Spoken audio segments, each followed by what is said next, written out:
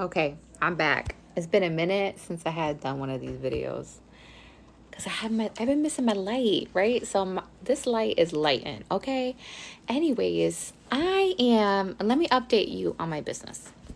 Okay, so we are in the second, February is almost over. So the first quarter is the first 3 months, January, February, March, okay?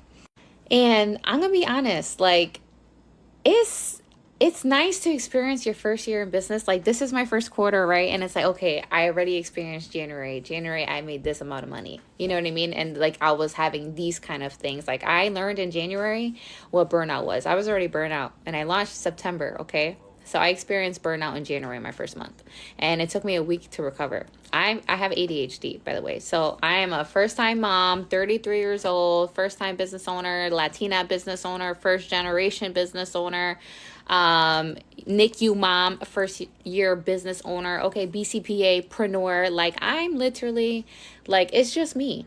So I forgot where the hell point was going. Let me remember. It was 111 like, it was 111 when I saw that. Oh, but anywho, I remember what I was saying. So, there's a lot of exciting things going on. I just launched my partnership with Special Learning, and it's so funny because I literally just got in contact with another fellow BCBA that is a BCBApreneur, and when I first started my journey on Instagram, I had a different approach than I did on TikTok. Let's talk about social media behavior and being an influencer.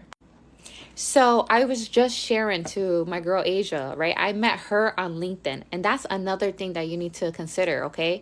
You're meeting people, especially as you become a business owner. First impression is key, okay? Especially in business, because guess what? When you are starting a business, time is money. And if you can pause, it's like TikTok, you see something that's motivated. If you can introduce yourself and like welcome you and build rapport on the baseline first impression, then you have a tasteful mouth. It's like tasteful. Somebody, like, I literally been on freaking Alliance, and I already am a top contributor and highly preferred. Okay, and it's like, oh my gosh, all based off the conversations, and but also my past business like my network that I've invited on, they now it's actually like professional reviews. So you're not reviewing, it's not like I'm looking for a 5-star review on my ebook. No, they're 5-star reviewing my services and the value that you would receive if you decided to go in business with me. That's what that is. When you get on the LinkedIn and the alliance level, because there's levels to the platforms that your business and what you are pairing yourself with. Okay, so like, not everyone that's on Instagram is on TikTok. And people that are on TikTok, they're like, what? How are you not on TikTok by now? Like, TikTok should be the first social platform that you should try to master in your business. 101.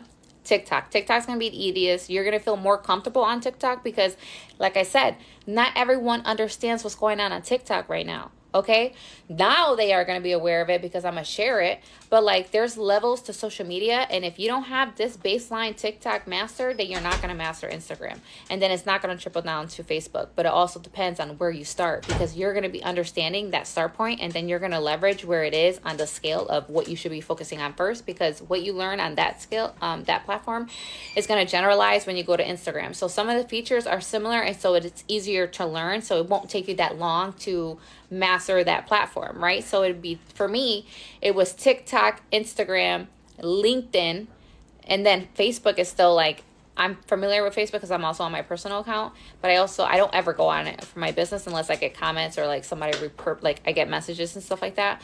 So yeah, I'm always on my personal promoting my brand. I am my brand. So I use my personal account to shout my platform out.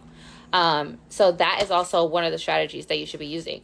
Like, don't be trying to be all salesy, but if you can solve somebody's problem, be like, oh, and you go directly to the resource that you know that they would need, because you don't want them to navigate the screen trying to find that resources that they forgot. You want to make it low effort, high reinforcement. So if you are looking for CEUs on working with the schools, guess what? I'm going to go to my website, special learning tab, go to schools. I will engage in the response effort required, because to get to where that resource is, because I have so many, It's about 10 a 10 effort response effort. It's a 10 step TA. And it's like, how are they going to know the second step if they've never been to my platform? You see what I mean? So it's a new learning curve, which takes time and effort. And a lot of people don't have the attention span for that, or they value their time to even try to engage in the effort. So there's always going to be a spectrum of one end to the other. That's why, just like in BCBA, ABA, you need to be the neutral person.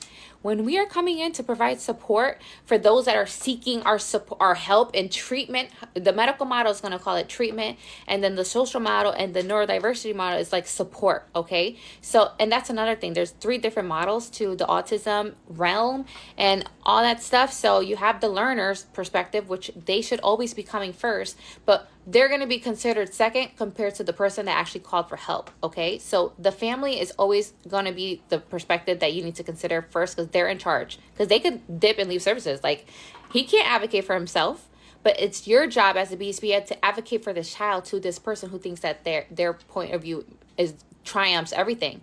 You know what I mean? It's like, you're looking for the help, so I'm trying to share with you what the help is so that you change your behavior so you can support your kid. You see what I mean?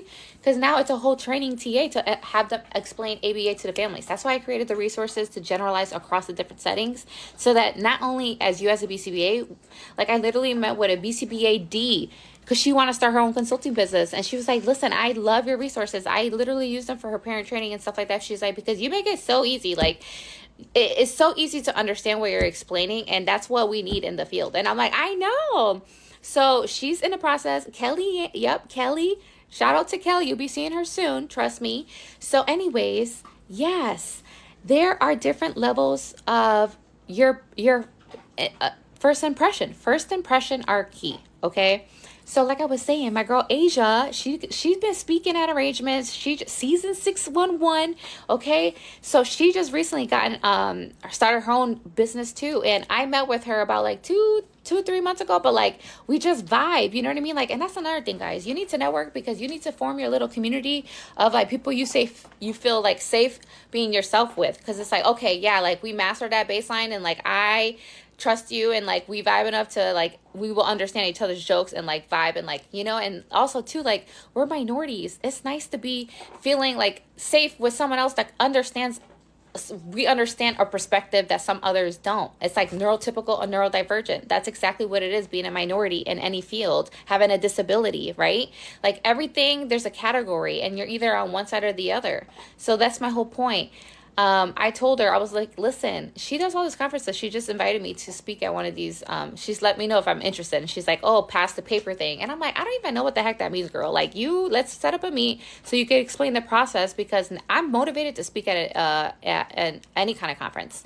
Like, I literally was telling my mom at her kitchen earlier, I'm like, yeah, like, because on Friday I'm going to CT ABA, and then, which is the Connecticut ABA conference, but I want to go to FABA. So it's like, I know I have time to prepare for FABA because it's later in the year. So it's like, yeah, I was telling my mom, I'm like, yeah, maybe I'll be able to speak at a conference before the year's over. That'd be so cool, you know? And she was like, yeah. And then now Asia talk about, oh, you want to be in this, the conference for the online, the digital stuff. And I'm like, oh my God, yes, but girl, you got to teach me. I don't know the steps. So I was telling her, I'm like, you need to be like that big sis, like, because she gives off big sis vibes, you know? And it's like, she's a big sis that's a professional, and it's like, yeah, but she's so cool. Like, you know, those teachers that were kind of young when you're in high school, like, oh, shoot, yeah, you go to the club. I can't wait to go to the club. Like that vibe. Like, that's the vibe that she needs for Instagram, like the crowd on Instagram, right? Because every crowd, there's different demographics that are on different social media platforms, okay? So that's another thing too. So like, I'm 33. So I'm at that window, like, where I'm glad I learned TikTok. You know what I mean? So it's like, I knew I wanted to start off understanding that one first, because I know nobody goes to it. It wasn't so popular, but now it is. And it's like, yeah, guys, Instagram, hop on TikTok, because you need to be leveraging both platforms, okay? So anyways, I was telling her, I was like, yo, girl, create an ebook so she can inspire other girls that are empowered, and like they're at this mindset where it's like, yes, like I cannot fail ever, because I believe so much in myself that how can I fail? I will only fail if I give up on myself. So it's like, now it's like, okay, what's next? My whole goal was to make my platform a resource hub, and I just landed a deal that I have all the resources that I've ever, and then something I've ever expected. And it's like, I just launched my business in September, October, November, December, January, February, 5 months. I already made my, like, this only 5 months of my business. I'm not going to give up. So what's next? Like, how am I going to scale my business? Right. So that is the mindset, and speaking is it. And so that's why it's so motivating. And it's so funny that she landed on this page. I'm like, girl, help motivate other girls that are at this mindset where it's like, what's next in my business? Speak. You're next.